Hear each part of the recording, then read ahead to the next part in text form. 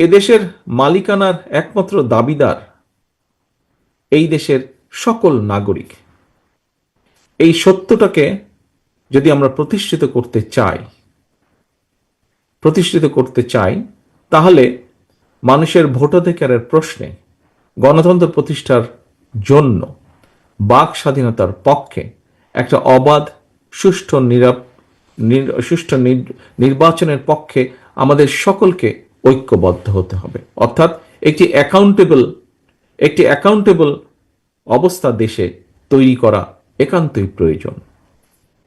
এবং আমরা যদি সেটি করতে সক্ষম হই, এখানে আপনারা আপনাদের কবি সাহিত্যিকবৃন্দ আপনারা যারা বক্তব্য রেখেছেন, আপনাদের বক্তব্যে যারা আপনারা লেখার স্বাধীনতার কথা বলেছেন, মত প্রকাশের স্বাধীনতার কথা বলেছেন, আপনার মত পার্থক্য তুলে ধরার কথা বলেছেন, সমালোচনার কথা বলেছেন, আমরা সেই অধিকারগুলোকে প্রতিষ্ঠিত করতে পারি যদি আমরা একটি অ্যাকাউন্টেবল রাষ্ট্র ব্যবস্থা গড়ে তুলতে সক্ষম হই।